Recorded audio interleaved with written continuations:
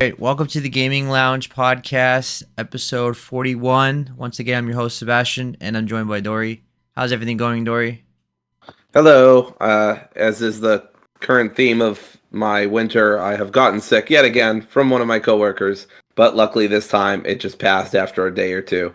So if I sniffle or cough, that's what it's from. But yeah, other than that, we are getting hit with snow tonight, and we're getting hit with snow overnight too. So we're gonna get like 6, 7 inches maybe. So we'll see how that impacts the week. But yeah, I had a great Valentine's Day with Kim, so that was awesome. And I got some wrestling on tonight if I can stay up for it. And doing well otherwise. Today we're going to talk about a bunch of games like usual. South of Midnight and Elden Ring Nightreign both have some previews that came out. I'm going to talk about the demo for Pirate Yakuza.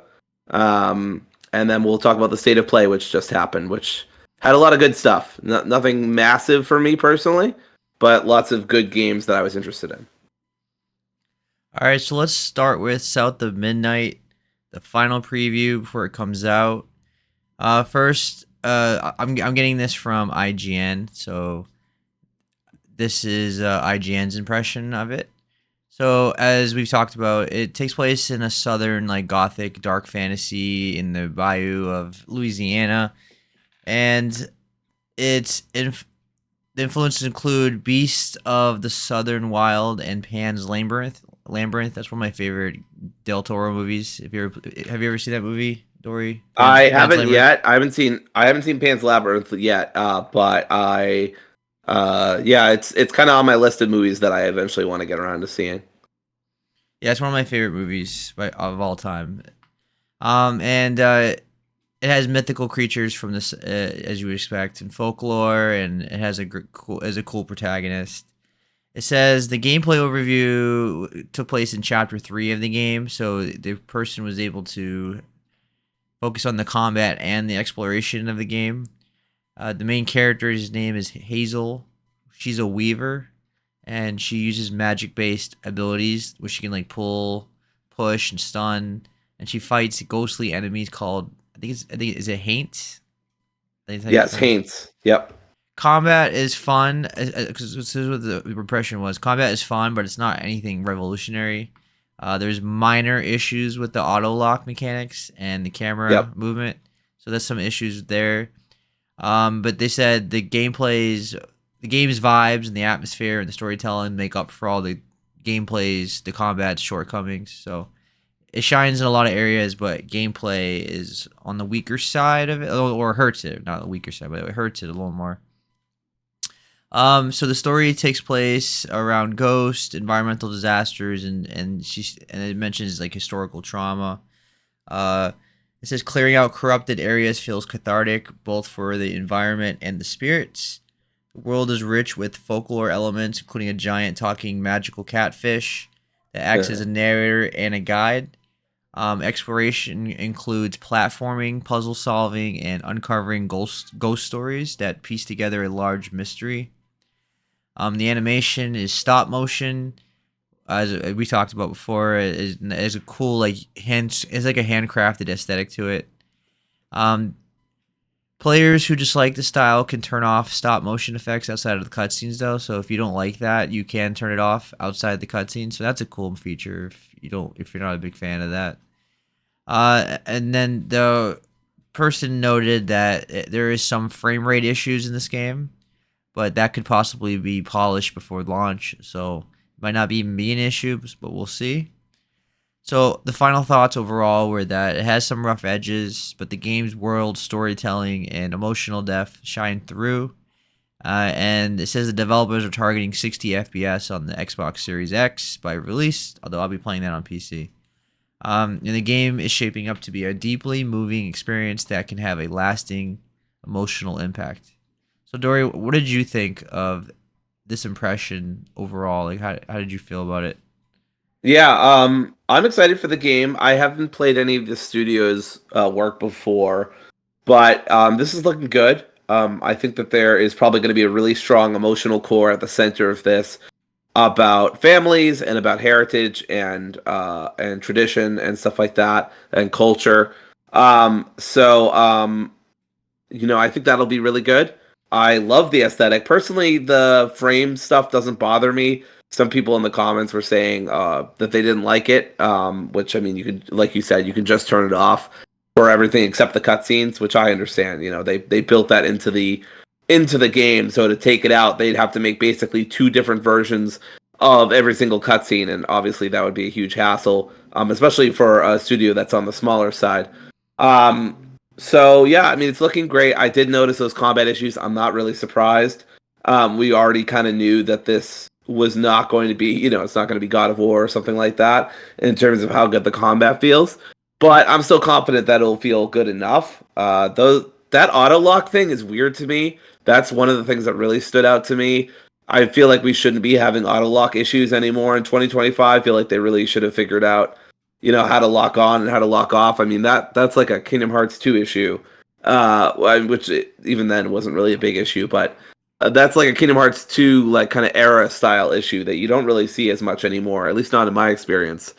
Um, but like they said, it seemed minor.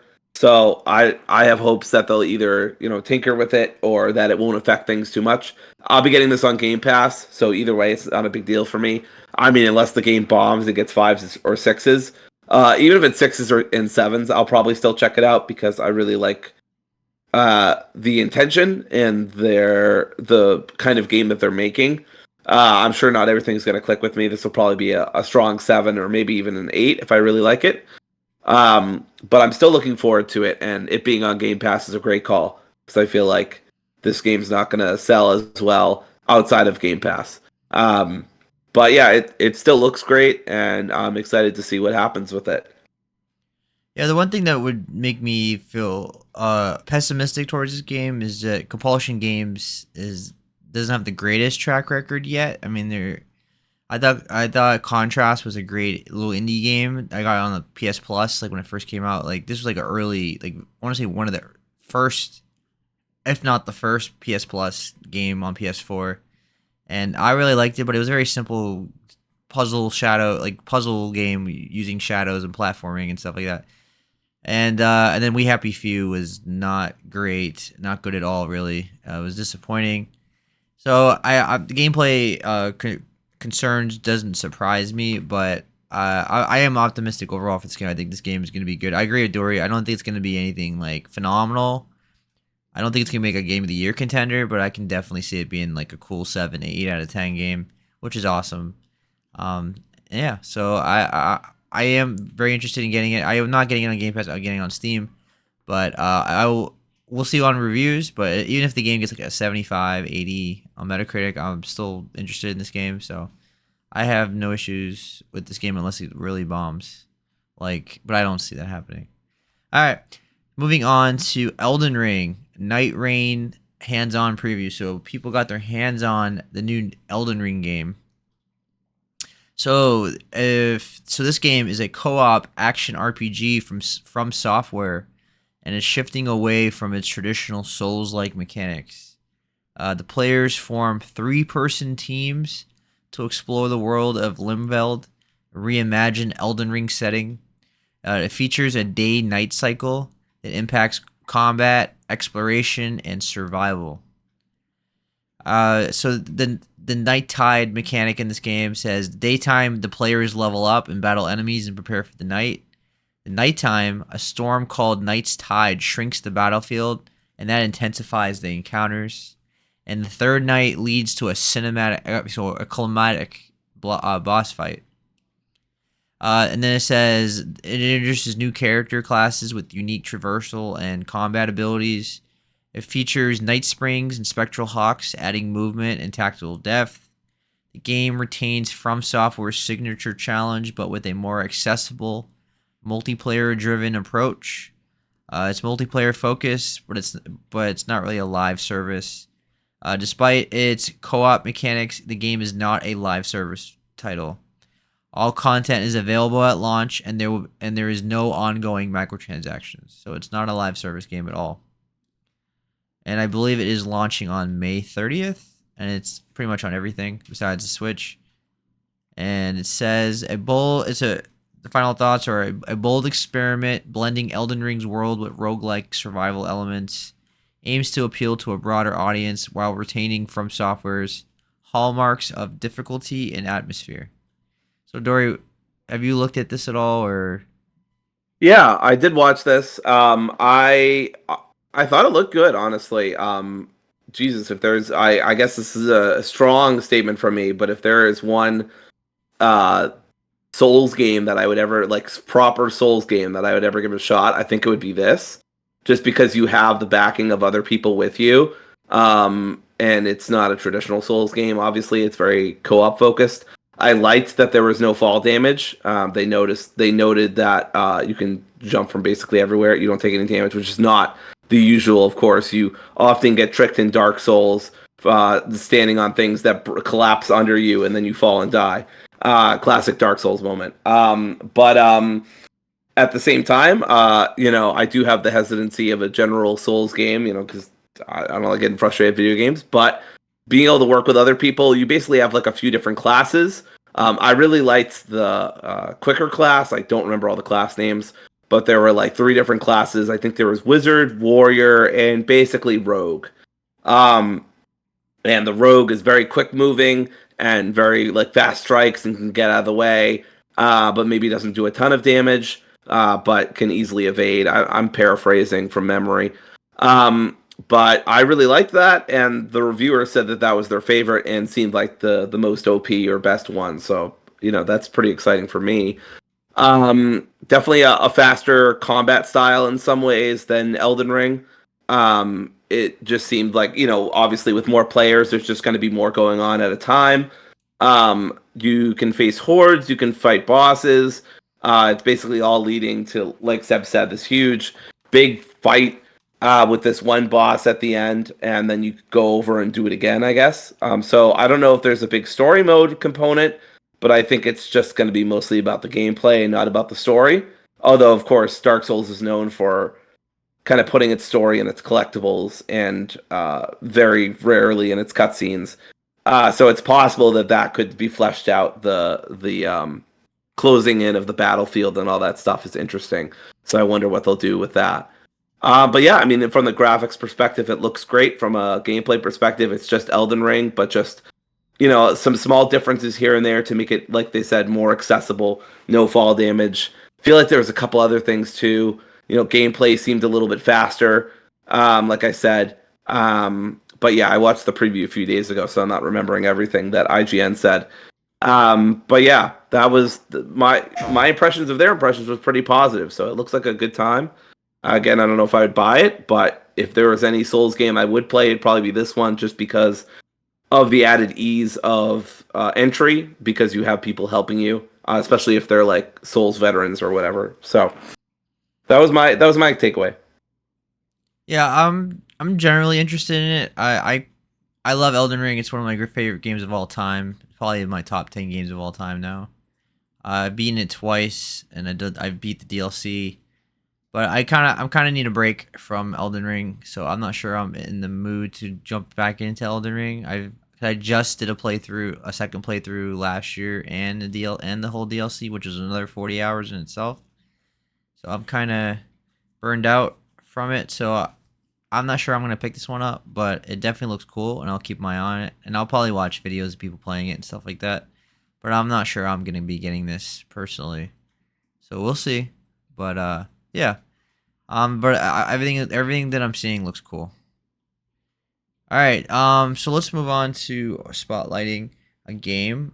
Dory was playing Pirate Yakuza demo that was revealed at the PlayStation State of Play.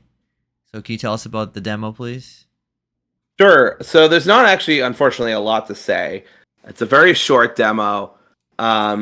Honestly, within like 20-ish minutes, they were encouraging me to get a move on. I think that was my least favorite part, honestly, is how small the demo is. Now, of course, you're not forced to or whatever. You can stay on Hawaii for as long as you can want, but you're always just beating up random, people on the streets who are looking for a fight. Um, But the combat is as you would consider or as you would presume, frenetic, fast paced, and most importantly, fun. So it's got the three Fs right there. It was really fun. I had a great time just switching between styles, punching guys, doing air combos, hitting people with my sword or shooting them with my gun, using like my swords as like boomerangs. Um, you have like a hook shot that'll take you right to an enemy, and then you have like more of a basic style of Majima where he's got his knife and he's got his hands and his feet, and that was really fun too. So yeah, I mean the combat is of course the main draw here, and I had a blast with that. So I thought that was really great, really well handled. There was never a time I didn't want to be in combat with somebody, really. Um, I do like the ship combat. I'll have to see more of it. It felt very standard. You kind of have a machine gun in the front. I say standard, and the first thing I say is there's a machine gun in the front. But there's a machine gun in the front, which is basically like your auto fire, not auto fire, but it's like kind of on a cooldown mechanic, where you can fire a bunch in a row, but then you've got to let it reload, and then, but it does like chip damage and then to balance it out, but you've got a lot of it. And then there's the big cannons, which do a good chunk of damage, but those are on like bigger cooldowns. And then you can also, as they highlighted, I didn't do this. I don't know why. I got locked in on I really focused with the ship combat, so I just kind of forgot this was an option, to be honest with you. But I just didn't get off my ship and aim the rocket launcher. That would have been a cool thing to do, but when you do that, you leave your ship completely open. So it's really like case by case basis. Like you have to be really confident that you'll be able to get back to the steering wheel in time and move your boat. You can do boost and drift in the water like it's fucking Tokyo Drift. So that's really cool. I'm pretty sure pirate ships can naturally do that, so that's awesome. Keeping it realistic. But yeah, and all the fights were really fun. I will say it sucked that in the last fight, I guess I was outclassed, but it didn't really tell me that. Like it told me like this difficulty is 0 stars, this has 1, this has 2, and I went for the last one which had 2, and I was like, okay, I presume this is going to be tough, and I just barely beat the ship, and then I get on the ship, I'm beating up a couple guys, and somebody just sucker punches me from the side and it just one hit KOs me, and I was like, what? Like I was so like stunned. I was like, what the hell? So I don't know. I think they need to do more about like making sure that you know that you're out of your element there, because I don't know, maybe that was the boss, or I don't know, it happened so fast and there are so many enemies on screen that I kind of don't know what the hell happened, to be honest with you. Um but yeah, all of a sudden I got taken out in melee combat, so that was kind of wild. But yeah, your attacks are really OP for the most part. You're able to even take on stronger enemies than you. On the street, I was able to take out some guys who had the classic kind of devil symbology above them or whatever that shows like they're tougher than you or they're a tough boss or something. And I was able to take them out by chaining together, really quick combos, using both styles and just like keeping them occupied as much as possible. And yeah, so that was fun. Ship combat is fun, but just kind of feels there. So I don't know. I liked it. Don't get me wrong, but it feels a little undercooked.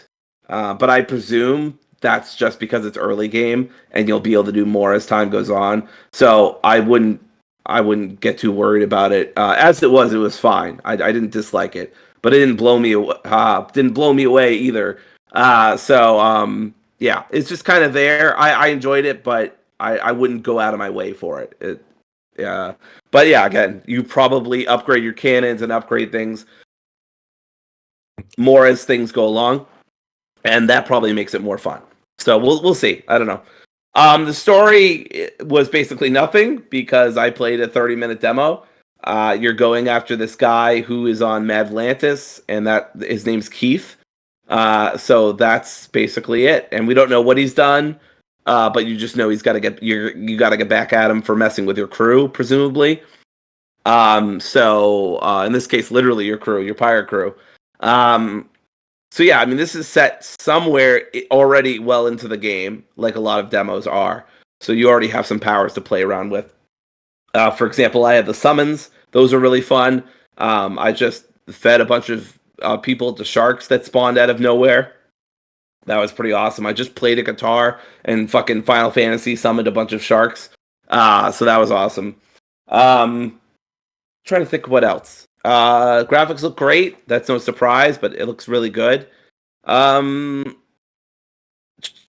the summons were fun. Oh, I did some of those. Of course, it's a Yakuza game, right? So they have some side stuff available.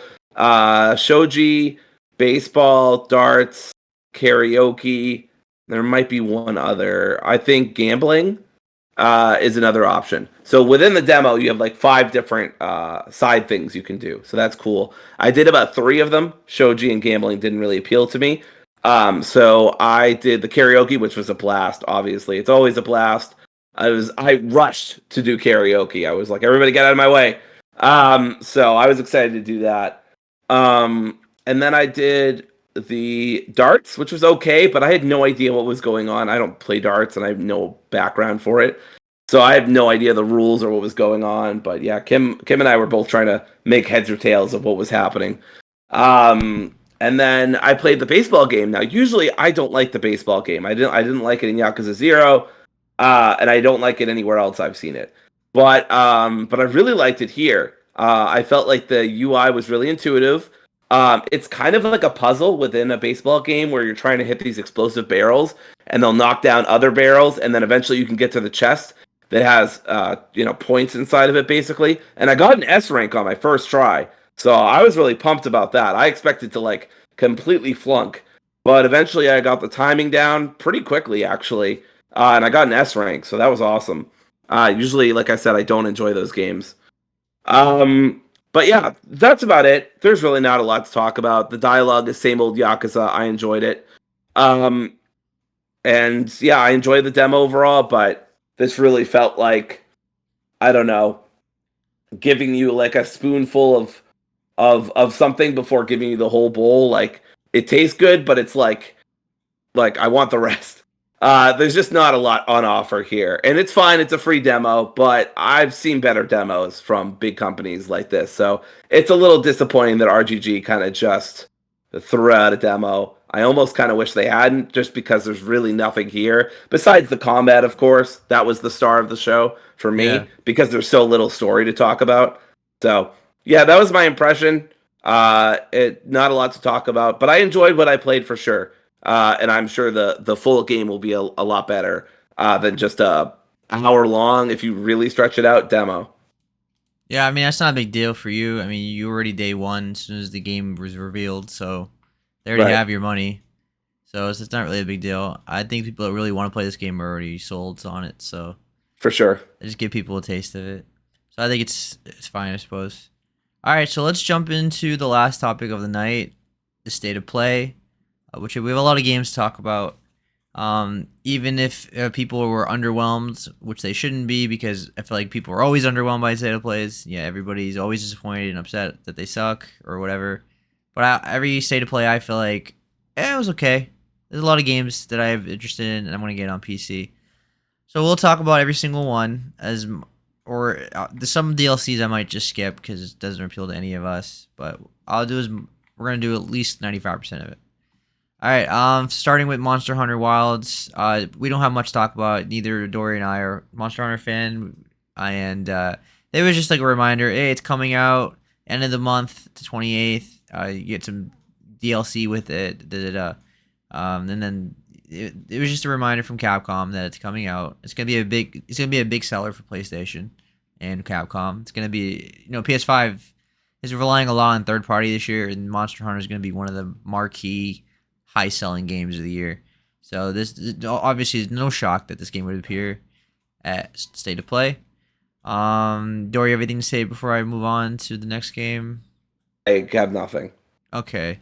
I figured that, so let's move on to Metal Gear Solid Delta Snake Eater Remake. We talked about it a lot last week, so there's not much to say. It's just, it was the trailer that got leaked. Remember we talked about how it got leaked on the PlayStation Store? It's just basically the story trailer that talked about the storyline, that showed the characters, the dialogue, cutscenes, the music, and it showed us that it has that ape escape mode. We talked about this last week that it got leaked. Right.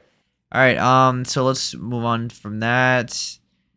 Same thing with Onimusha Way of the Sword. It was just a reminder from Capcom, hey, this game, we're working on it. It's coming out 2026. And check it out. We did actually get to see some gameplay focused. And we got to see what the main character looks like, his face. Dory, what did you think of that trailer? It looked good. Again, I don't have a lot of background with Onimusha, so it's hard for me to be like, oh wow, there's that cool reference or something. Mm. Um, but yeah, I remember liking what I saw from the gameplay and from the graphics, but I didn't really it didn't catch me either. Like I wasn't like, oh wow, I have to go buy this now. So I really think I'll just be waiting on more gameplay, and maybe, I'll even wait as long as reviews just to see like, how they look and stuff like that. But I did think it was cool that you could like flip over a table and like use your environment and stuff. You can throw curtains on people, you can kick tables at people. I mean, this guy needs to go into the WWE. He really knows how to use tables. But yeah, I mean, the combat looks fun.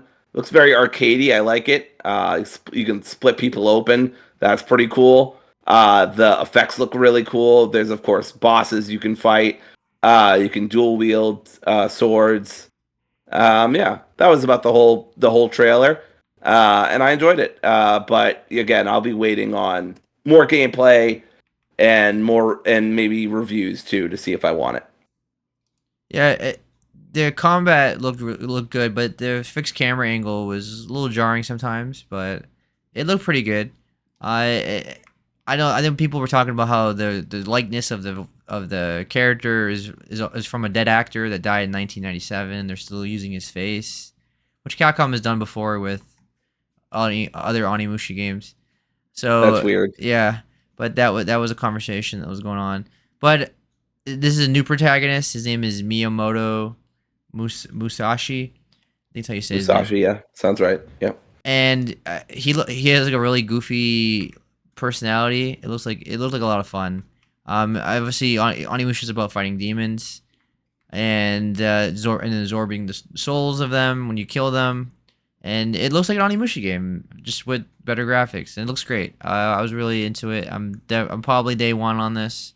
I haven't played an Onimusha game in a long, long time, but it looks good, and it looks pretty polished. Like, it looks like it's mostly done. Like, so it looks like it's in the late stages of development. So you could imagine maybe it's coming out early next year.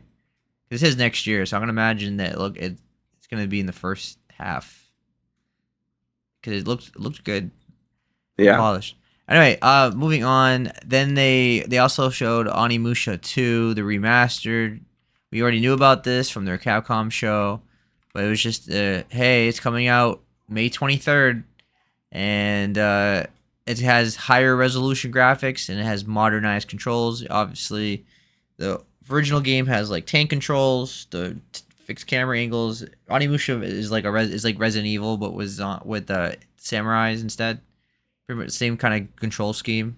There was just a style back then with Dino Crisis and Resident Evil, Onimusha, and I'm definitely interested in playing it. I haven't played Onimusha 2 since the PS2, and that was over 20 years ago when I was a kid. So I'm definitely interested to see how it holds up. You have any interest in this story or the first one? Not really. I mean, I don't know if it's is it coming to Game Pass? I don't I don't think so. Capcom games like never Okay. come to Game Pass. Right. You're right. We talked about this last week. Yeah. Yeah, probably not. I'll probably skip it. I'll just wait on the remake. Not the remake, the brand new one. Because I mean, if I don't even like what the newest thing is, I don't think I'll like the ones that probably had jankier controls and camera and stuff like that. But never say never. I mean, I'm not saying I'd never check it out, but it doesn't grab me. Yeah, no worries.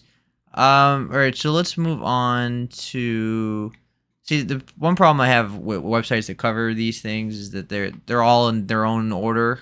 So like I would wish Yeah. the website just followed the order of the show instead of jumping around. But one thing that caught my eye, which is from Sega, was the Shinobi Art of Vengeance, which is from the creators of Streets of Rage 4, which is one of the best beat 'em ups. And this game looked really fun. Looks like it's gonna be challenging. Has a retro vibe to it.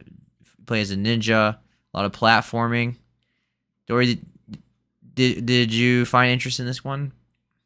I didn't. Although it did remind me of what's that game? I'm gonna find it in a split second here. Um, but it reminded me of another game that I've seen before that a lot of people really praise, and it was also another like really tough game. Katana Zero. It kind of reminded me of Katana Zero. The retro inspired look, the being difficult and stuff like that, needing to time things out. Or the messenger? Um, yeah, the messenger. Yep, that's another good shout. So yeah, I mean, it looks cool, but it's not really my genre. Um, I don't know. I love the art style. I will say that. I think the art style is stunning. Mm-hmm. But yeah, it just depends on how hard it is and how much it is and what the reviews say for me to consider it.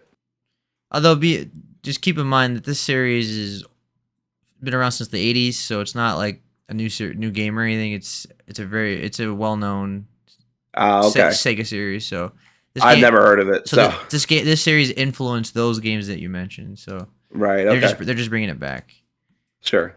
All right, but yeah, but I'm with you. It's not really my kind of genre typically. I usually don't like these kind of hard retro platformer games. I find them frustrating. All right, so let's move on to the Midnight Walk. Now, the Midnight Walk caught my eye because I first of all I had no idea about it, or maybe I came across it before and just didn't remember.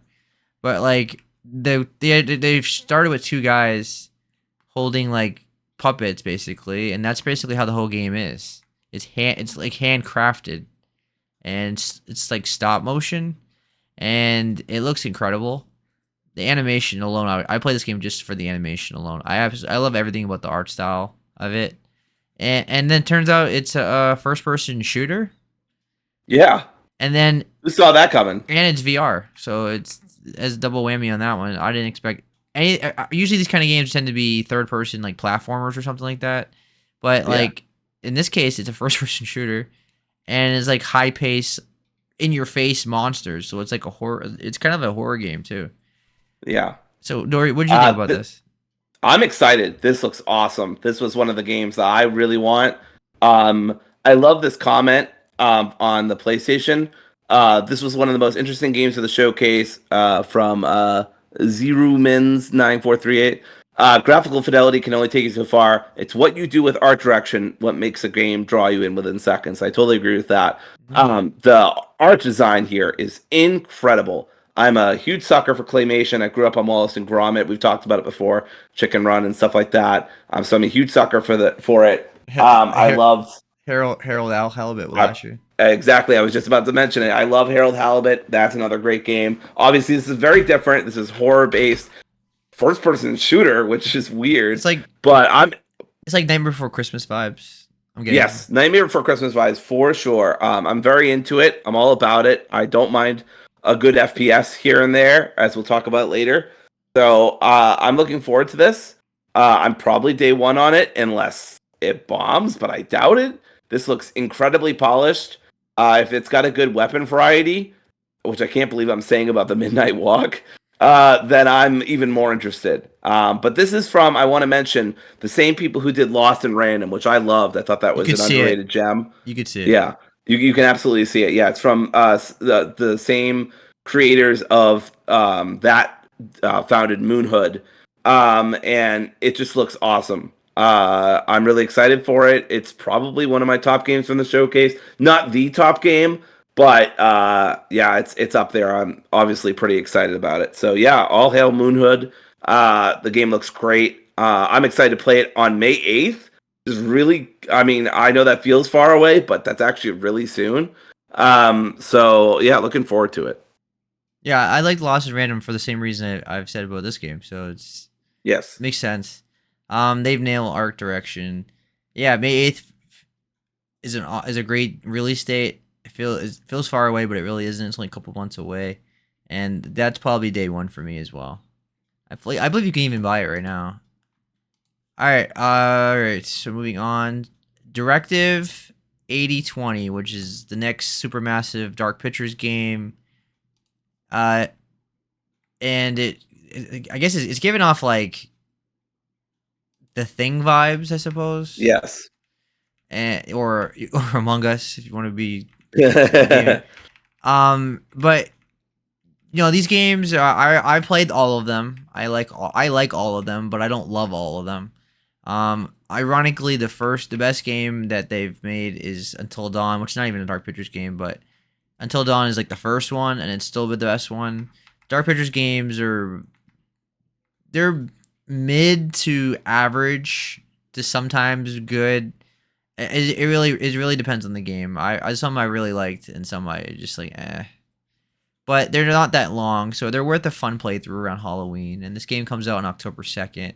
So if you're into these kind of games, which I always get these games, I recommend them. But get them on sale. I wouldn't get these day one personally, unless you really want to play it. Because typically I don't want to replay these kind of games like 5 times to get all the trophies or whatever. Because it's like I don't want to sit through cutscenes again and again and again and again. Because they're very narrative based, of course. Dory, what do you think about this game? Yeah, this looks really cool. I haven't played a super massive game since Until Dawn. I never played the follow-ups. I was never impressed by the reviews or what I saw. And I mean, looking back, it's pretty clear I'm generally speaking made the right choice. I know some people think like House of Ashes or whatever is one of the stronger ones, or Yeah, the one about the military that's the was best one of the one. stronger ones. Yeah, House of Yeah, Ashes. but Yeah. but but even that was mostly sevens and eights. I mean, like decent or solid, but not like amazing. And that's like that's like the more recent high mark, right? But like you said, these are fun Halloweenish games. I don't think it's a big deal if they aren't incredible. They're not necessarily trying to be. It's usually just a cast of characters that you slightly get to know until they die. I love the space setting. I think that's cool. Really differentiates it from everything else that we've seen before. So I think that'll And be good for it in that series, like in that series. you could definitely say like we have way too many horror space related horror Sure, games right now. sure. But yeah, you're right. It's unique because Yeah, I mean, thank God an Alien Isolation sequel is never coming out, right, Seb? Oh, what's that? I'm getting word that it is. Oh, that's a shame. But yeah, in all seriousness, you're right though. You're completely right on that one. But for the franchise, it feels fresh. But overall, yeah, not so much. It, yeah, it feels like Dead Aliens Space. meets The Thing. And I love both of those movies, Alien and Yeah, The Thing, and I love Aliens as well. yeah. Um, but it looks great. We didn't see much gameplay. They said that the footage was taken from a mix of gameplay and cinematics. Honestly, it looked mostly cinematics to me. Which is the gameplay like that? Which is the game? That's Yeah, that's those true. That's games are true. very cinematic. They're It's very cinematic driven. You're right. It's quick been time. so long since I played one that I kind of forgot that. But you're right. Yeah, quick So time I guess events. this is one of those games that can kind of get away with not showing a lot of gameplay because the cinematics is the gameplay, so to speak. Yeah. But it looks great. I love the thing, and I hope that this is a solid. All I need is sevens or eights for this kind of thing, and I'm probably in. I haven't played any of the most recent ones just because, like you said, they've been kind of mid. But this feels like a fresh new direction for the franchise specifically. Yeah. So I'm hoping it pays off for them, and I'm hoping it leads to some good sales and good reviews. I don't know how they're still pumping these out because I feel like these days, like just one game can ruin your whole company, and like these guys haven't made a truly standout game since Until Dawn. So I don't know, maybe I, PlayStation is just subsidizing them I or think they what, but I think they sell well. I think yeah, you're probably right because they're such a popcorn-ish game, and it's fun to play with friends too. I remember Kim and I played Until Dawn together, and that was so fun. QuickTime events were not as fun, but yeah, still a classic, and I'm glad that it got remade, even you though I sh- know some people were mixed about that. you should definitely try it out the series. I have them all on Steam and Yes, they're very cinematic, narrative focused. You like those kind of games, and yes, they're not like and I 20 love hours. horror. Yeah, and they're only like 5-6 hours. Yeah, I want to say. I do have plans to check them out eventually. So that's I think I'll check out at least a couple of them in 2025, but we'll Yeah, see. and then you also have uh Frank Stone. You have Right. the Quarry. Those are all pretty. The Quarry is a game I have on PlayStation. I keep meaning to stream it around uh uh, October, Halloween time. But I don't have any of my equipment, or I don't have as good of equipment. But pretty soon I'll be buying new equipment, so I think that'll change. But we'll see. All right, so let's move on to Darwin's Paradox, which is a game from Konami. You play as an octopus, and you travel through the human environment basically, and it looks very much so like Limbo, Inside, and Little Nightmares. It has that platforming slash stealth mechanics, puzzle solving, where like you can like you die from the environment around you. There's a lot of hazards. I mean, he gets chased. He has to like cross the street with cars driving by. He has to sneak by chefs. He's like sneaking by like a meeting. Like this is very much like Little Nightmares and Inside. Like I love these kind of games. This game I didn't expect this game, and I'm like, yeah, I 100% want to play this. It looks really good. I love everything about this. I like the idea of an octopus also like being able to camouflage and turning into his environment is really cool. 'Cause I'm a big sucker for those games that I mentioned. I love that all of them. And I was really impressed with this game. What'd you think? I didn't. It didn't really grab me. I'm one of the. I guess I'm one of the few people who don't really care for Limbo or Inside. I know that's like a hot take. I don't think they're bad games. Don't get me wrong. I just don't think it's a kind of game that I personally enjoy. Very cryptic, very puzzle driven, very forward thinking in terms of like the movement, being kind of not an auto scroller, but kind of a scrolling game. So yeah, I guess that's my hot take for the stream for the podcast episode is I just don't. Those aren't really my thing. So in turn, this didn't really appeal to me either. It did remind me of Finding Dory, which hi, I'm Dory, and so I did like that. That did make me chuckle. I think it's great that this is more of a happy comedic take on those kind of games. I think that's a cool little twist on that formula. It's not really a formula for me. I've tried both those games and I didn't dislike them necessarily, but I didn't enjoy myself as much either. So yeah, I think I'll pass on this, but I think it looks fun. It looks funny. This is based on, I believe, the real story of the octopus named Darwin, who is also in Finding Dory, the movie, and escapes from or tries to escape from the zoo, but they added like a bunch of secret government stuff and obviously like interactive environments and shit like that to the story, which I think is cool. So yeah, a cool looking game, but probably not for me. Yeah, and plus, it's cool to have this kind of game and be like a more lighthearted one, because all those games I mentioned are extremely dark, have a dark themes, and but you never know. This game could be totally dark too, and just totally because it might just come out of nowhere. All right, and then they showed Warriors Abyss, which was like a roguelite Dynasty Warriors game. That was kind of cool, and it's out now. And basically, you're in hell, and you're fighting like demons and stuff. Not for me personally. I'm not really a big fan of roguelites.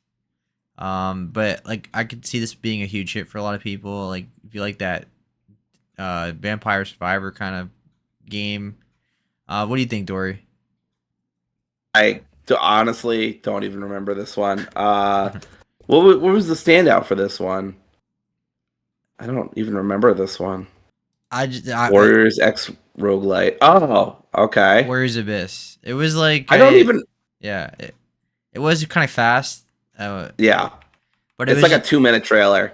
Yeah, but it was like you have like it says the trailer says 16 billion battle styles.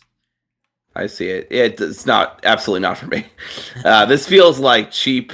This feels like a cheap phone game to me. No disrespect to the creators intended, but this does not look like my kind of thing. All right, so let's move on then to Hell Is Us, which definitely catches my eye. It caught my eye when they first showed it. I was like, it gives like Death Stranding vibes. I don't know if they were going for that, but that's what I was getting from it. Yeah, I get that too. I actually did think this was I did think this was Death Stranding for a second. I think it's because he's wearing a gray cloak, like a raincoat. Yes, and there's like a blue. The environment has a blue tone to it. It looks like. But you know what tipped me off, Seb? Not enough beaches. Not enough beaches. Yeah, So I knew it couldn't be Death Stranding. 0 out of 10. 0 out of 10, not enough beaches. But this the trailer was interesting. It had a lot of like dialogue and story elements in the game. It had like drones. It had like this like fat guy with like a big chin. It looked very demonic or alien like or a mutant or something. It just showed like the whole world. It showed like the enemies kind of like nobodies from Kingdom Hearts. They do. Um, but I'm into this. Like the protagonist fights with like a sword and stuff. Like it's not. It doesn't feel like the way it looks doesn't feel like it'd be like a sword combat game, but it's a sword combat game. I'm into this, but obviously I'm not saying I'm gonna buy day one for sure or anything like that. But I'm definitely interested. It's like this is a game I wish list, and I'm gonna check it out. And it comes out this year, September 4th, and yeah, I'm liking what I'm seeing. What do you think, Dory? I'd like to note that that's Elias from Deus Ex speaking at the start of the game, so I thought that was cool. I don't know. This game is a mystery wrapped in an enigma. This game's got some Jeff Hardy vibes. I don't know what the hell to make of this game. It's real weird. Shout out to anybody who got that. It looks cool, but I don't know. I want to see more gameplay, and I want to see reviews and stuff. I'm gonna sound like a broken record on that part, but I'm a very cautious buyer. I'm very picky, and I'm very finicky about money. As you should be. So, well, yeah, and a lot more people probably should be, to be honest. Not trying to be judgy, but yeah. So yeah, I mean, I like the look of it. The look of it is fantastic. Like you said, those white things with the big mouths, and I'm not talking about white people, are like they look really cool. And yeah, they do remind me. I think that's one of the thoughts I did have. They remind me of Nobody. they remind me of nobodies from Kingdom Hearts. Yep. So it's so weird. But yeah, I don't know really what to make of this. I need to see more or hear more about it. But we got a release date, which is cool. It's coming out in September, I want to say. So yeah, we saw a little bit of gameplay towards the end of it. It was about a minute and a half. You got kind of like a lightsaber kind of thing or a stun baton. I don't know. It's a sword, I think. I'm pretty sure. It's a sword, I guess. But they've already said, yeah, September 4th. They've already said that it's not a Souls game or anything like that. So Yeah. people keep thinking it's Souls just because Yeah. it's moody and it's got a sword and you got to fight enemies. No, it's not. It's It not looks a Souls nothing like game. it. It doesn't even look like a Souls game. Yeah, some people were saying that. But yeah, I agreed. I don't really think it looks much like it besides the atmosphere, which I could see. But yeah. So yeah, it looks cool. But one thing that's turned me off from it is when IGN did a preview of it, they were like, there's not a lot of direction given to the player, and that kind of stuff drives me crazy because I've got no sense of direction. So I could see myself super getting like lost in this game and getting frustrated. So I want to wait and see how that element of it plays out. I have no problem with the game being vague or cryptic or not I don't want hand holding. Like, it's really fucking annoying when Atreus every 5 seconds says, "Hey Dad, what about this?" So there's a limit there, but I also don't want no direction at all. So yeah, we'll see. I'm interested for sure, but will I buy it? I don't know. All right. Moving on to Liza P. Overture. So I was enamored by this trailer. I am 100% day one for this DLC. I absolutely love Liza P. It was in my top 10 games of the year when it came out, and this is apparently a prequel DLC to the game before the puppets went crazy and frenzied. First of all, the environment looks awesome, amazing. The snow looks incredible. Like, I just love everything about this atmosphere of this game. The environments stand out from the other game, the original game. Has like a woolly mammoth, a carnival, as clowns, which was in the other game.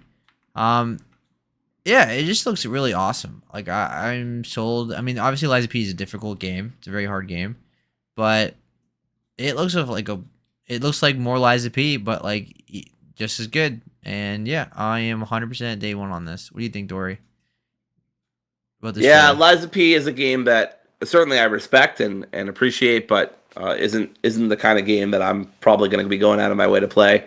But it did look great. Everything you'd probably want from Liza P looks like it's going on there. So good for fans of that, but not really for me. Yeah, I didn't expect the Pinocchio game to be incredible like it was, but it was. It was It's a like one of the best Souls likes, right? I mean, like Mhm. it's considered pretty much the best, and I say this respectfully, the best copy of what the Souls games have done Yeah. and made it their own, but still close enough that you know like kind of what it's trying to ape at. I think it's the best non From Software Souls game Yes. of all time. I think a lot of people would say that as well. Yes, I agree. It's also With one of with the. with that, a lot of people would say that. I don't know. I also found it to be one of the hardest. Like it was up there. Yeah. It was much harder than Elden Ring. Much harder. Wow, wow. All right, in my opinion, some people Sure. it's subjective. But yeah, I'm Sure. still day one, and this is coming out in the summer, which is perfect.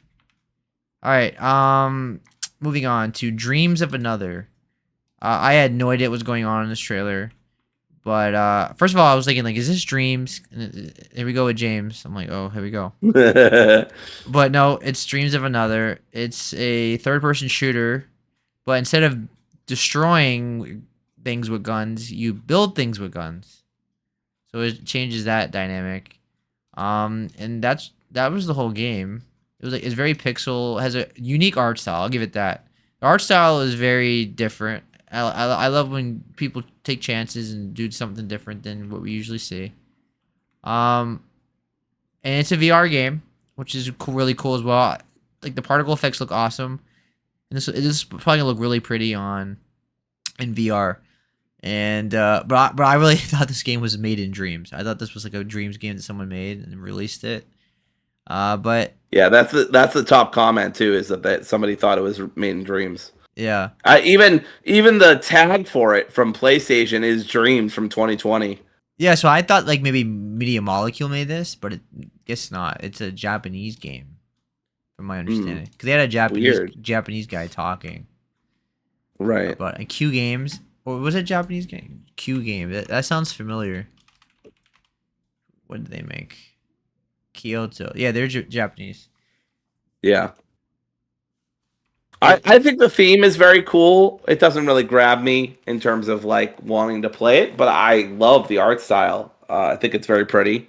yeah. So that That's the main thing I got out of it. Oh, this is cool. I'm not gonna play it. Probably not gonna buy it, but it looks Yep. cool. I'm happy for people that are interested. So just not for me. Then they showed. They also showed Days Gone remastered, which I knew this was coming out because this has been rumored for a while now. I only played this game one time and I beat it once. I got the platinum on PS4. I really like this game. I thought that reviews were not fair to it at all. I think what happened was when the reviewers got the game, it was extremely buggy, and then they fixed it in like a patch. If it was not day one, it was like relatively near launch, and it fixed the game for the most part, performance wise. Now you can say what you want about the dialogue and some like Deacon, just like as Mitch said, is Deacon like just yells at himself while he's driving. It's really random and funny and stuff like that, but it I thought it was a good game, and I'm going to play this game again at some point, and this might be the reason to this might be the thing that gets me into it because I have it on PC as well, and so obviously I have no interest in this remastered because I have it on PC, and the PC version is not getting a remastered version because I don't need it. I already have a 4080 4K version of the game basically, but we are getting the modes on PC if you want to spend the $10 for them. But I didn't feel like the modes were anything I needed to I had to buy.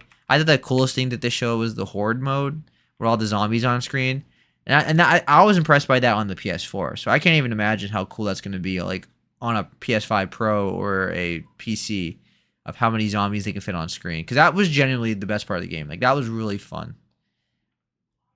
Uh, and all the other stuff didn't really appeal to me that much. Any appeal for you, Dory? Have you ever played Days I Gone? I never played Days Gone, and I was aware of it. I think that's around the time let's see, when did that come out originally? 2017? Yeah. 2019. 29. Oh So I yeah, was it playing. came after God of War. Yeah, yeah, that's right. Yeah, yeah. I thought it was earlier. I never played it, and honestly, it never really appealed to me. I think at the time I was probably pretty tapped out on zombie games just because I was already in love with The Last of Us, Yeah, and reviews, like you said, have been pretty middling. So I was like, eh. I didn't have a lot of interest anyway. yeah. Um, yeah, I still years later don't really have much interest. I don't. I'm not saying it deserved the reviews it got or it's terrible or whatever, but anytime I've seen it on sale or seen people hype it up, I'm like, I don't personally see the appeal, but I'm also really picky about open world games. So, um, You, I just stick to The Last of Us. yeah. But I yeah, mean, if you like The Last of Us, you'll really like this game. It's very similar. I think the problem with this game had was that it got compared to The Last of Us because it was like, here we go again. Sony's making another third person zombie game with yeah, with a green or gray tint to it. In a forest. I mean, technically the zombies are called freakers or whatever, and it's more like I Am Legend than Last of Us. I mean, the zombies obviously in both games run at you and stuff, but the designs remind me more of I Am Legend than The Last of Us. But I think the problem with that game overall, and Mitch would agree with me too, was the third act of that game was just so long, and they tacked it on. It's like you felt like everything was wrapping up, and then it was like, here we go, hold another 30-hour game, like 30. It felt like 30 hours section, so that was disappointing. But it's worth the playthrough. All right, then Stellar Blade DLC, Stellar Blade and the Goddess of Victory. How do you say? How do you even say that? Nikki DLC. Nikki, I don't know. But the big thing, I don't even care about the DLC. The big thing for me was it's coming to PC finally, and I can finally play it in June, which is awesome. My birthday, and I will be playing that day one on PC. And the mods are gonna be wild. That was my first thought. I mean, yeah, you can imagine how crazy the mods are gonna be for this game. Dory, you really liked it. I don't. It wasn't in your top 10. I don't think. It was your honorable No, it mentions. was in my honorable mentions, I want to say. I enjoyed it. It was a great game. It had some difficulty spike issues, and I did not like the final boss. I thought the final boss was bullshit, to be quite honest with you. I also didn't like the sequel baiting at the end. So I had some issues with its third act. But overall, great game, really fun to play. Uh, the story's kind of just there, and the dialogue and characters are just kind of there. Yeah, it's that PC version is going to be um there's definitely a word for it, and I'm not sure what word it would be, but you all know it's not going to be not going to But be family friendly. but at least the visuals are gonna be even better, and the action was already Right. good in that game, and the soundtrack, Sure. as you said, is awesome. So Soundtrack's a banger. Yeah, that was my favorite part. So, yeah, so I'm definitely excited to play it in June. I feel like it's a perfect time. It's like I feel like nothing around for as we know right now. Nothing in June really. So feels like yeah. a good time.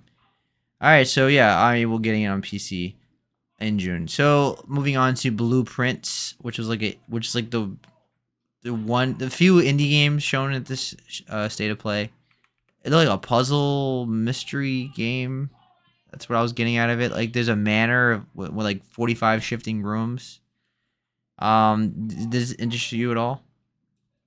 Seemed kind of like a puzzly game. Yeah, that's what I was, Uh very puzzle focused. I like the art style more than anything, but it wasn't long enough to grab me. It was just a minute, yeah. and I'm not really into puzzle games, so it's kind of a no for me.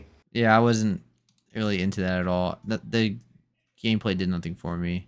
But Yeah. I like it. Speaking of blue things, I just want to make sure. Do you still have Sonic, Digimon, Borderlands, Lost Soul Aside, and stuff like that on your list? Because I know the web page is going by different Yeah, order. I'm jumping around.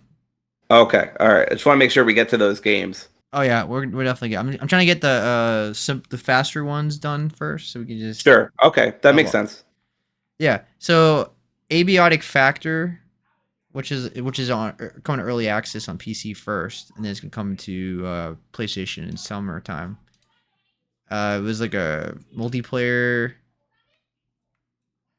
shooter. Let's see. What the? It was first It, person shooter or first person. it's a survival crafting game with some FPS elements. Yeah, because I see like character has a gun, but the character also has a sword, and then they're building stuff. Yeah, it just is Yeah, not my kind of game. I do not care about this. I'm sorry. Yeah, this is not my game. Not my Um, thing. all right, so we can move on from that. So let's talk about Five Nights at Freddy's: Secret of the Mimic. FNAF games are hit or miss for me. They've been ones I've generally liked and ones I've generally disliked. The more retro one that recently came out last year, I really like that one. That was a good game. Um, and this one comes out in June. It goes back to 3D. It looked it looked like a typical horror game, first person horror game.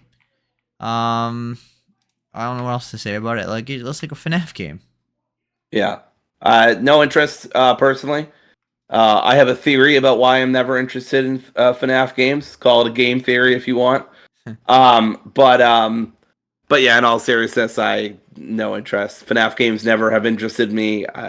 I prefer my horror to be more psychological, and I guess FNAF games are just like I'm gonna sound like such a loser by saying this, but they like they feel like too mainstream in a way for me, like in a way that's like they've been too like I see kids that I work with at the after school program I work at like playing with FNAF toys, and like I don't know, it just like weirds me out that like they're playing with these like horrifying creatures that can kill you. Like you would never see that for like Silent Hill 2, right? I don't know. Yeah, I mean, I, I mean, me growing up, and even the kids that I'm around today, they love Jason and Michael Myers, and that's true. but like, But yeah, FNAF is very dark. I mean, it's it funny. It is. appeals to kids, but at the same time, like it's about children being murdered and their souls possessing the bodies of animatronics and like Right. serial killers. And I don't I get it, love man. I've just never understood the appeal of FNAF. Honestly, I really like Chuck E. Cheese, so I'm gonna just keep my idolized childhood right there. Thank I you. I genuinely enjoy the lore of FNAF. Like FNAF actually has a really interesting lore. I mean, Yeah. after the one game where everybody basically burns to death and it has like a nice conclusion to everything. They brought it back and kind of feels tacked on now. But either way, I really like the lore of FNAF. I think the appeal of FNAF is that is the YouTubers basically. You know, when you think of YouTubers like Markiplier or something, like the jump scares and watching it with your favorite streamer. Like it's one of those games like people don't play it; they just watch it with their favorite streamer, Right. and they enjoy the jump scares. I think that's the appeal of FNAF was that why it got so popular. But I don't think this game looks bad at all. It's just not my. I'm not really a big first person horror game fan. I typically like survival horror or third person horror, but I'll keep my eye on this for sure. All right, so let's move on. Sonic Racing Cross Worlds. Now, if I had $1 for every time someone said, "Why are they driving vehicles? They can run really fast," I'd be a billionaire at this point. But um, Sonic Racing games are kind of fun. Like I've played them in the past. I don't know if this counts as a Sonic Racing game, but I remember playing a Sonic Racing game on the PS2. It was like they're all like on boards, like cover boards, and it was really fun. And this game looks fun if you like that Mario Kart kind of Diddy Kong Racing kind of vibe. You'll be into this. The volume scared me. I don't know why I blasted off, so I had it on mute. But anyway, it looks okay. I mean, I'm not like, oh my god, I gotta buy this day one, but the environments look cool. That's what I got out of it. Like, and I like that the vehicles change shape into things. I don't know. It looks like fun to play. It doesn't look like oh I want to spend $70 on this. You know what I mean? That's the only thing I get out of this. Like I would definitely play this on sale, but I'm not like going on my way to buy this day one. Cause you have to play these games online. Like that's the appeal. Is playing these games like competitively. Like it's like a Mario Kart. Like Mario Kart, I bring out the Mario Kart for my students. But otherwise, I'm not going home and playing Mario Kart with people online. Like I just it's like a party game that I bring out when needed. Like that's what I feel like this game is. It's like Right. you have kids over or something like that, or your friends are over, and you're like, "Hey, want to play a game? Let's play a racing game. Let's play a fun family, over the top racing game and have fun with it." And that's you know I'm really around that. So this doesn't appeal to me. Basically, it's a long way of me saying it doesn't appeal to me. I'm gonna be even quicker than you. I'm gonna be a lot quicker than you, Seb. Sega can't even sell me on mainstream Sonic games these days, so they sure as hell are not selling me on this. Yeah, Sonic Racing for me, never beating the allegations. I'm sorry, I am one of those people, Seb, and I'm gonna about to make you a trillionaire, by the way. I don't fucking understand it. I just don't get it. It drives me crazy. Why is he in a car? Look, okay, if they just put a mode where you race Sonic in a car and Sonic's on his feet, I honestly would be okay with it. At least they addressed it. But they never do it, at least as far as I know. It drives me crazy. I can't stand it. I am one of those people. I'm sorry. I'm an insufferable loser. Yeah, it drives me crazy. Only a couple characters go fast, so it's not like Knuckles runs super fast. I know, but that's why I specified Sonic. I specified Sonic, the guy who goes fast. Yeah, I don't need everybody. I don't want to see Eggman's portly self going for a jog. That would be funny. I want to see mods. That would be funny though. I want to see mods that do that. Oh god. All right, let's move on. So Digimon Story Time Stranger. Now this really appealed to me. I've been hit or miss on Disney Digimon games. I've played a good amount of them, and there's some I've avoided. I wanted to try, I just never got the chance to because it was like never on sale, and it was like $40. I'm like, I don't really want to spend $40 on a Digimon game. But this looked really cool. Like I love the art style. I was getting Persona vibes, major Persona vibes. At first I thought it was a Persona game. That's how close it looks like to a Persona game.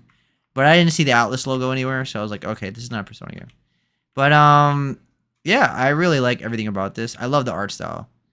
First of all, I'm trying to figure out what kind of game it is. Is it like it's turn-based for sure? Okay, it's turn-based, which is no problem with me. I like turn-based. Yeah, I'm really digging this. I mean, although bafflingly, IGN says it's a new action RPG, but it doesn't. I don't know. It doesn't look like that. It looks like a turn-based game. They didn't show. I'm confused. They didn't really show any gameplay. It was just like they did a little bit around the slightly, but a little bit past the 1 minute mark, the 107 mark. You can see some turn-based stuff with Guillemon. Yeah, it looks turn-based. So yeah. But it's turn-based. But it could just be like a battle, like an animation you do in battle too. So when I say gameplay, I mean like they didn't just like give a snippet. It's like a quick cut. Yes, trailer. It's very quick. So, but yeah, 2025. I wishlisted it on my Steam, and I'm gonna check it out. But yeah, I'm really into that. I haven't played the Digimon game in a while. All right, moving on. Lost Soul aside. Oh wait, I actually want to say a couple things. Oh, you did? Okay. Yeah. So this looks really cool to me. I grew up playing Digimon World and Digimon Rumble. I loved both those games, especially Digimon Rumble Arena. Never played the sequel, weirdly, but I loved playing that with my cousin Michael. We had such a great time as kids playing that, so it's a very fond childhood memory. I love Digimon World. I don't think I played the first one. I think maybe I played the third one or something. I got it from Blockbuster. I remember that. I never beat it, but I did really enjoy myself. I haven't played Digimon games since, but I love Digimon. Obviously Pokemon beats Digimon as far as video games, but Digimon beats the heck out of Pokemon when it comes to anime, generally speaking. So I am a big fan of Digimon, and I hope this delivers. I haven't played Cyber Sleuth, but I was really tempted to pick it up and play it, but I never did. So I heard it got decent reviews. I think I played that one. I think it's the one I played. Yeah. I think it got like 7s or something. I can't really remember. It was decent reviews. It was pretty good. Yeah. All right, cool. But yeah, I'm interested. I didn't put this on the list of games that I'm like day one or super interested in because with Digimon video games it's really hit or miss.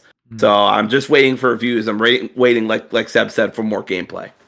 I'm also not into Digimon like I used to be. I mean, I was more into it as a kid. Same. I mean, I've always loved Dragon Ball, and I've always loved Pokemon, but Digimon kind of fell off for me after a while.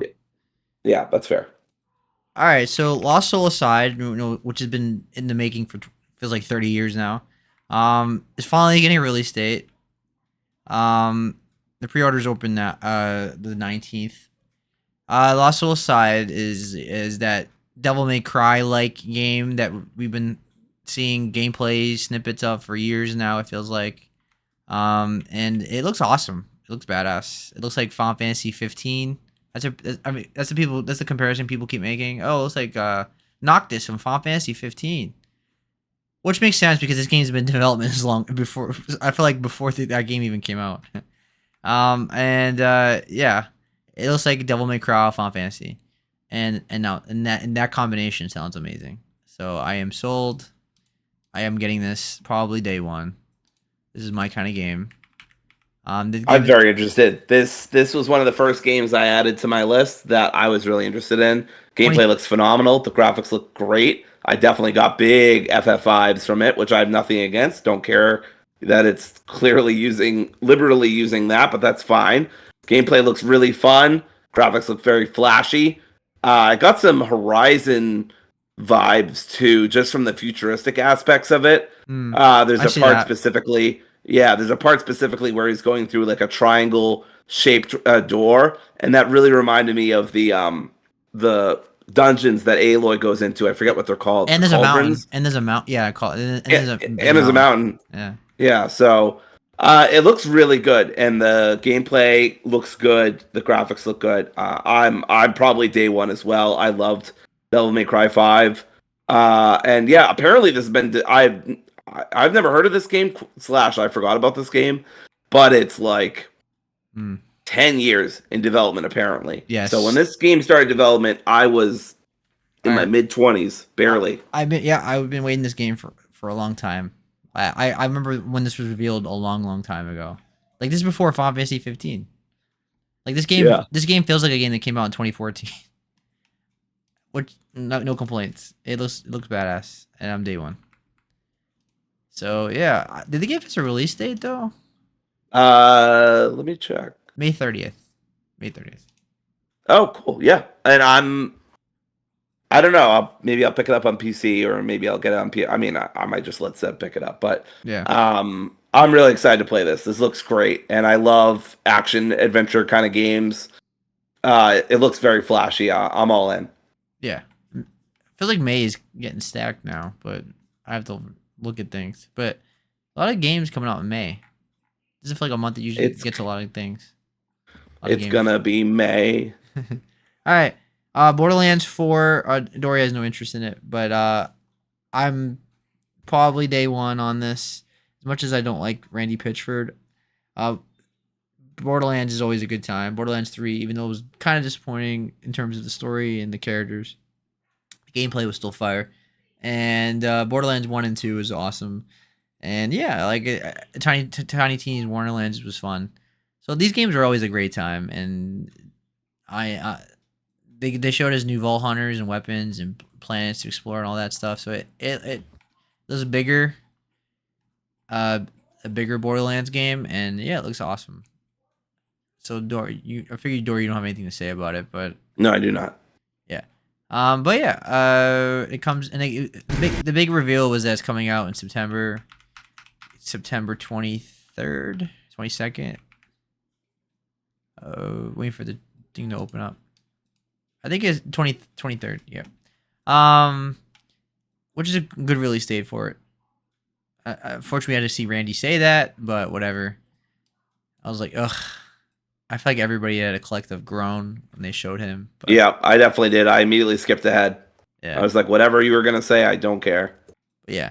Anyway, moving on. So we hit on a lot of stuff now.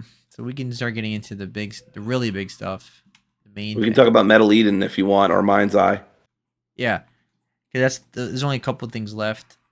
So let's start with Metal Eden because I feel like that's we're gonna have to talk about the least out of these games. I think it looked really cool.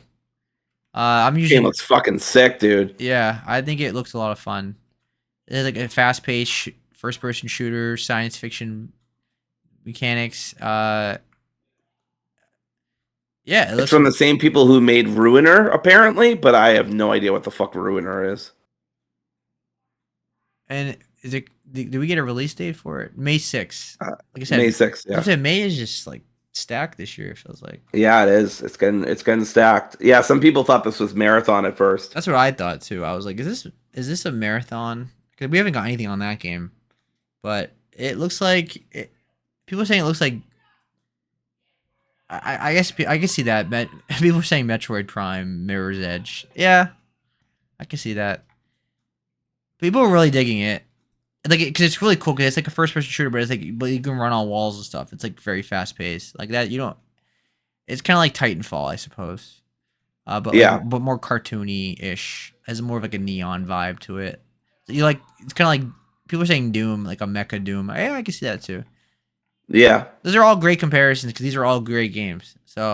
exactly. So This I looks awesome. I'm yeah, I'm possibly day one, depending on what reviews look like. I really like what I'm seeing. absolutely. The art design too looks fucking phenomenal. This just looks awesome. I I think I'm gonna run through a wall just watching this trailer. Yes, I think it was a great trailer. Um, Yeah. usually not my kind of game in terms if it's like a multiplayer. But is this even a multiplayer game? Or is it a single player game? No, I think this is single player. They didn't say a damn thing about multiplayer. I really doubt it is. It looks like there's a story here. So I mean, not that there can't be a story in multiplayer, but yeah. Yeah, yeah. So yeah, this looks like a single player game. This is like Doom Eternal, but like in sci-fi, Yeah. but like Somebody more. said, yeah, Doomslayer 2099 is what somebody said in the Yeah, it comments. looks like Doom, but like if you're not fighting demons, like you're fighting robots. Or Yep. yeah, this looks awesome. I will. This is probably on my day one list potentially. So I did wish list this on Steam already, so I will keep my eye out on it. But it looks really awesome. All right, so let's move on to Tides of Annihilation, which Oh, fuck yeah. I got a lot to say about this. yeah, this game came out of nowhere and it's in development, so this is a brand new thing. And first of all, this is my kind of game. Like this, it has all the makings of everything I like: cinematic, third person, very Asian, like Shadow of the Colossus, Titans, Final Fantasy 16, Devil May Cry like combat, um, Dark Souls aesthetic of to it, like the enemy designs and stuff. It's very Asian, is what I'm saying. Um, this is day one probably. Like this feels like a Final Fantasy game. I can see why Yeah. people are saying Final Fantasy 15 and 16. Like yeah, this is straight up Final Fantasy. Well, modern Final Fantasy, not like the old ones. Um, Dory, what do you have to say about this? Because this looks amazing. Fucking pumped. This looks awesome. Somebody on Blue Sky had the nerve to say that Tides of Annihilation was a lame name or something. I'm like, bro, this is one of the best It's video metal. game names I've heard in a minute. Very There's metal. so many bad fucking video game names these days. Even games I love, but that have terrible names. Like Pirate Yakuza. What a awful title. And then I'm sure the game's gonna be awesome. And you know, the fucking Prophecy one that Naughty Yeah. Dog's coming out with, the horrible No, title. But the they should definitely call Kingdom Hearts 4 on the beach. And it works too. And it works. It works. All right, good. yes. There was a gameplay reveal as well that just happened a day ago. So if you want more Tides of Annihilation, which again is a beast title, go check this out. This has a boss fight. This has gameplay. This has a tiny bit of puzzles. This has really cool like mechanics. There's some lore shit here. I mean, I am day one. Jennifer goddamn English, Shadowheart, my beloved from Baldur's Gate 3, her voice actress is the main lead. The main character summons the Knights of the Round Table as a fucking JoJo stand. What the fuck, dude? That's so cool. Get the fuck out. And I'm spiking my earbuds. That's how excited I am. But yeah, I think this is my number one. This was my number one at the show. I'm so excited. The gameplay looks incredible. I guess it is a Chinese game developer. So the Asian design makes sense. Yeah. But it's a single player game. There's a lot of lore. It's got that DMC, Final Fantasy, action RPG DNA going on. This just looks awesome, and I'm absolutely here for it. Yeah, this looks incredible. Like the Chinese developers right now are just nailing like the cinematic, over the top action games. Like they got this genre on lock, and And I'm a big sucker for mixing genres if you can do it well. Like they're mixing they're mixing Arthurian legend, King Arthur, with a sort of like a fantasy action adventure, but like some sci-fi elements as well, yeah, with an otherworldly invasion in a modern London. So just like modern elements, a little bit of sci-fi elements, and then lots of fantasy elements, and I love that. I think that's so cool, and it inherently makes for a kind of world that we've never really seen before in gaming. So yeah, go check out that gameplay reveal trailer. It's like February. It came out February 14th, so it's like yesterday. yeah. So it looks It's great. 12 minutes of gameplay, Yeah, it's great. which makes me wonder how close this game is coming out. I'm gonna say it's coming out next year. Yeah, We didn't get a release date, so I'm assuming next year. It looks done. Like I didn't see anything that would worry me that it's far away, like 2 years yeah, away. So yeah, this was this was the biggest game of the showcase for me, as well. same. All right. So let's talk about the last two games now. I think we hit on everything else. Yes. Mind's Eye, which also very interests me a lot. It was like a third-person cinematic game. It kind of reminded me of Grand Theft Auto or Saints Row, but like in a futuristic setting. In terms of the gameplay, I mean, um, it looked really interesting. I mean, there's some jankiness. The animation looks a little. I could tell it's not like the highest of budgets, AAA. It looked a little like double A. It looked more like double A to me. I guess I could be nitpicking though, but definitely doesn't look like a top tier It AAA game. But apparently Leslie Benzies was the president of Rockstar Games a few years after GTA, so that's why it has that GTA Mafia influence. yeah, Also, it's coming from IO Interactive, yep, which is the creator of the Hitman games. yes. I So yeah, it looks really good. I love people in the car saying, in the comments saying, "Wow, this guy fucking hates cars." You look at the trailer; he blows up a lot of cars. So I thought that was really funny. But yeah, the game looks great. I put this on my list. A game that either I will get day one, or I will be paying close attention to and possibly getting. yeah, like Dory said, the same guy from Mafia 3, Lincoln Clay. Um. It looks awesome. It looks like it's like Cyberpunk mixed with Mafia mixed with Grand Theft Auto. Uh, Yeah, which is good comparison there. It has like it's basically third person shooter game where you it's a cover based shooter, and it looked really interesting and the storyline looked cool. I like the futuristic setting. This is definitely a game I'm very interested in. Did it say what platform it's coming on? I know obviously PlayStation, but I'm pretty sure it's on PC too. PlayStation 5, and then that's all it Oh says. no, did I not wishlist this game? You Is can it? wishlist it now. All it says is PS5. It does say IO. I see that everywhere. I feel like I wishlist. Let me check this really quick. I'm gonna go on Steam and see if I wishlist it. Sure. All right. Do. But yeah, this was probably like third or fourth on my list. This looked really cool, but I need to see more gameplay. I need to see like more of what's going on in this world.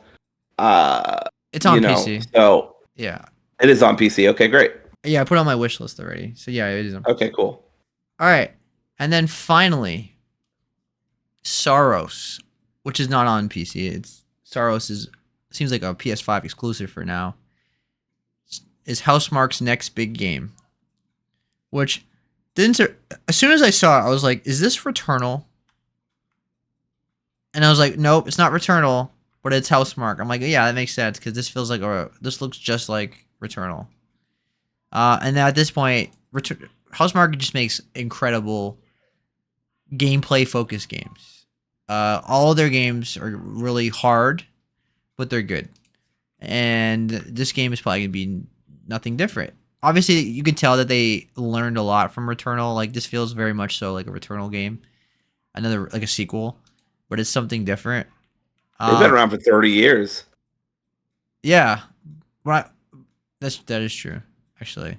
Well, I guess I only think of them with PlayStation. Like they made like some like really hardcore bullet time, like what do you call those, bullet storm games, where it's like Yes. a lot of things on at screens. And it's really difficult. This game. This was really hype. Yeah, I mean, it looked fire.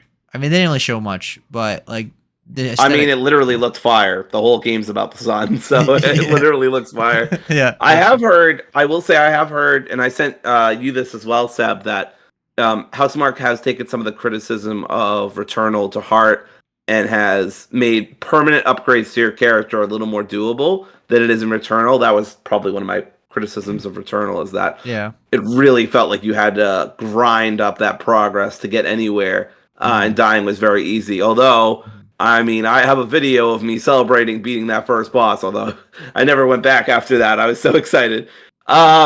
But yeah, I should have gone back, but I just couldn't get back in the flow after that. But anyway, it was a great game. And if they're making that game again, but a little more accessible, I'm probably day one, honestly. I really enjoyed Returnal more than I thought I would.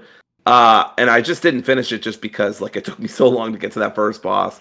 And so if they make that but a little better and a little more accessible, I'm all in. Probably. I mean, I'll look at reviews and stuff, and if people are like, "Nope, this is even harder," I'd be like, "Okay, I think I'll back off from that." But no, thank you. But Housemarque does quality stuff for sure.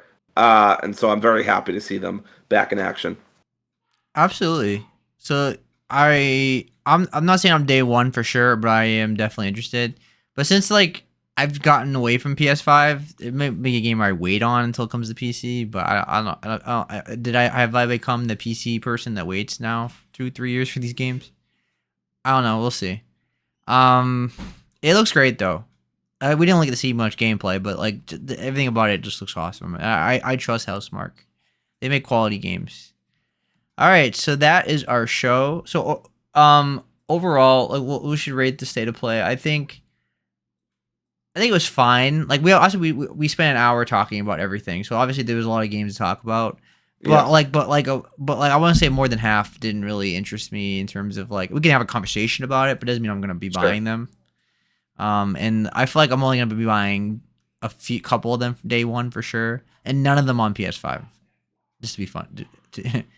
Ironically, but I think the ones it ended with were bangers. I think it saved the show for the most overall.